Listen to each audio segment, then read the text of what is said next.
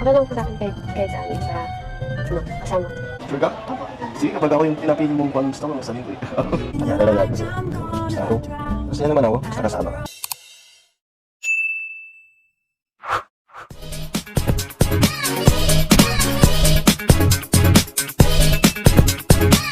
Ayun o.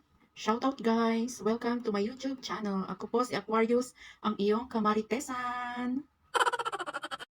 Bago tayo magpatuloy, gusto ko pong batiin kayo ng isang magandang umaga, tanghali, hapon at gabi saan mang dako tayo ng panig mo ng mundo naroroon. Sana'y nasa mabuti tayong kalagayan. At sa araw na ito, may bago tayong pag-uusapan, yung vlog ni Rob, Kai, Joy at Dan.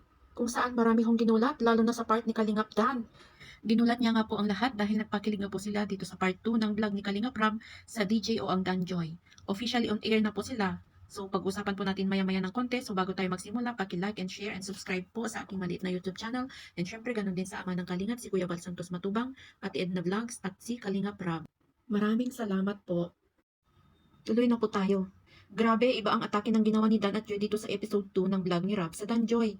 Grabe yung dialogue at talagang nagpakilig si Dan at syempre pati si Joy. Dito nga po sa vlog ni Rob kay Kalingap Dan at kay Joy ay mararamdaman mo na komportable si Joy dito kay Dan. Pero si Dan, kahit nang papunta sila ni Ryan ay sobrang kabado. Bakit kaya? Panoorin po natin ito. Kinakabahan ako sa ating mission ngayon. Pero bahala na. Pero masaya ako. Kinakabahan. Hala, kabado daw siya. Kabado na nga, kinakabahan pa. Alamin natin mga kamarites kung bakit kinakabahan at kung sino ang pupuntahan niya. Panoorin natin ito guys. Ryan. Ay, grabe.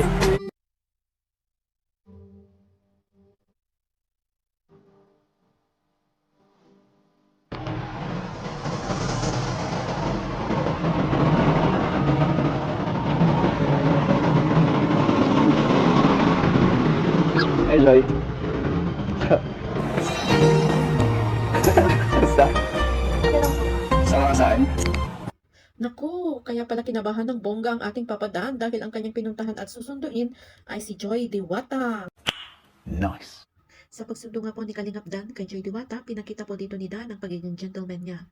Pinagbukas niya si Joy Diwata ng pintuan at syempre tinulungan sa paglagay ng seatbelt at habang nasa biyahe sila, marami tayong nalaman sa kanilang usapan, yung tipo ng first time. Panoorin po natin ito.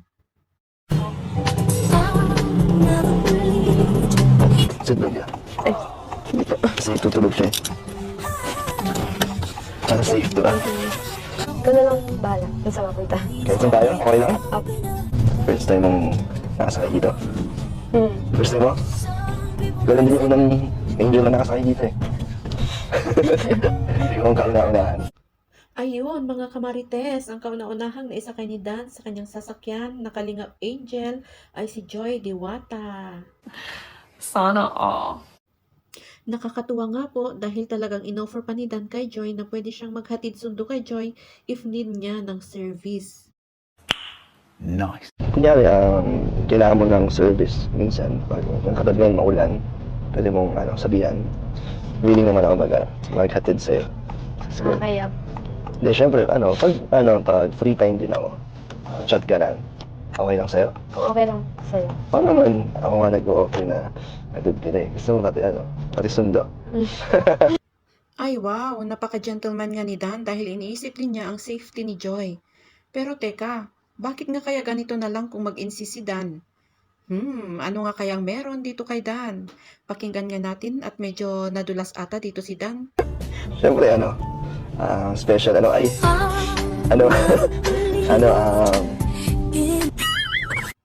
Ano daw? Special? Pero teka, bakit di malinaw ata? Pero wag na nating pilitin na sabihin, basta alam na po natin mga kamarites ang ibig sabihin ng tinutukoy ni Kalingap Dan doon sa eksena na yon. At dahil marites nga tayo, kaya napansin natin na nawawala sa focus si Dan sa pagmamaneho at parang umiikot-ikot lang sila mga kamarites.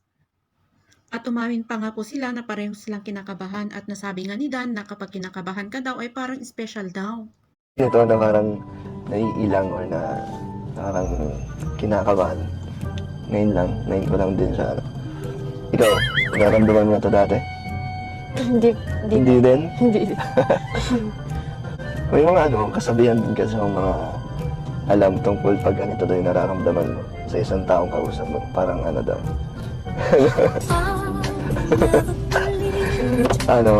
Parang special daw yung ganun. Na yung pakiramdam. Ay wow, to the highest level na ata itong pampakilig at usapan ng dalawa mga kamarites ko dyan. To the point na napaplease na din si Kalingap Dan kay Joy. Alamin nga natin kung bakit. Tayo muna? Ha? Ano? Mag-please ka muna. Mag-ano? Joke lang. Mag-ano? Mag-please ako? Joke lang. Sige. Pwede ba, Joy, na tayo muna magkasama? Please? Okay na? Pwede na? Pwede naman pala. Basta may please. Akala ko pa nga kiss. Ituloy natin kasi alam ko mga viewers ay kinikilig at mas kikiligin pa po tayo lalo na dahil dito ay talagang tinanong ni Dan kung saan sila pupunta at ang sagot ni Joy ay eto, panoorin natin ito guys. Tayo pupunta? Kahit saan, Saan mo ba gusto pumunta? Saan pa yung mga hindi mo pa napupuntahan dito sa diet? Baka pwede natin mapunta. okay lang po sa akin kahit saan. Sa, kasama. Sina? Kasama kayo. Aba, matindi to sagot ni Joy kahit saan daw basta kasama siya. Kaso may karugtong dahil si Dan ang may dala ng sasakyan.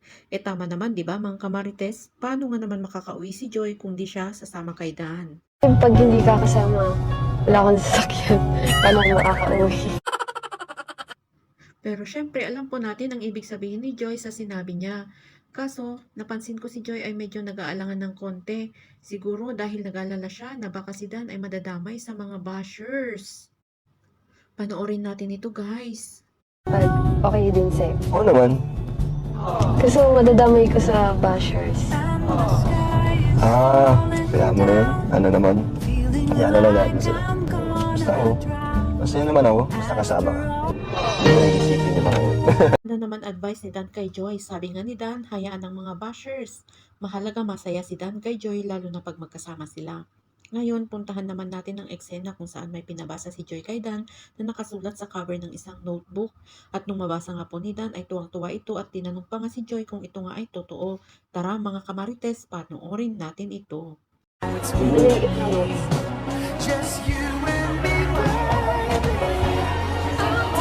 Wow! Totoo ba? Ay wow, ang nakasulat ay you're one of a kind. Mukhang nahihiyang sabihin ni Joy kung ano yung nakasulat kaya pinabasa niya ito kay Dan na para bagang ganon si Dan para sa kanya. Matindi mga kamarites ang mga revelations. Tumitindi talaga dahil binilhan pa ni Dan si Joy ng damit at siya pa mismo ang pumili at nung sinukat ni Joy talaga namang napahanga ulit si Dan kung kaya't pinaikot pa niya si Joy. Tara, panoorin natin ito guys. Sige nga, ikot nga para makita ng viewers.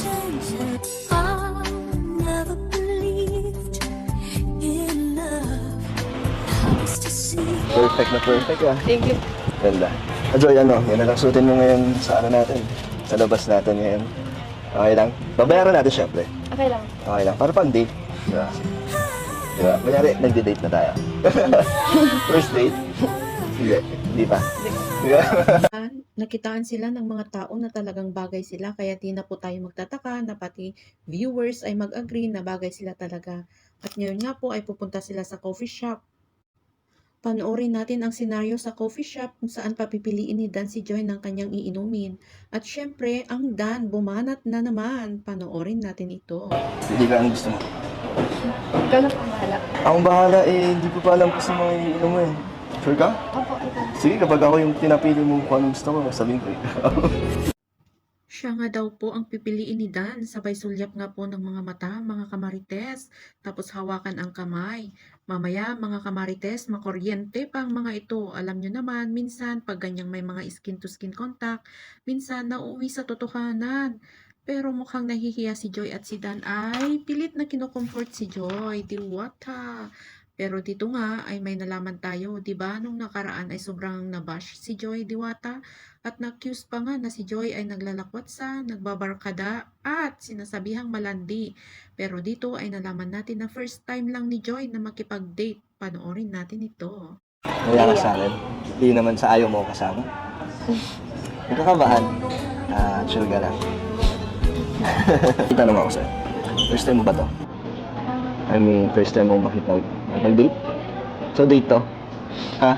Date na pala to? Hindi kung sakaling date nga to, first time mo. O di ka na nakipag-date or wala ka nakaka-date? Wala. Hmm? Wala. Wala. So, ito nga yung first mo. Ako yung first time mo kasama sa date. Talaga? So date to. O gusto mo, magkaroon tayo ng official na date, isa-set natin. So, para ready ka.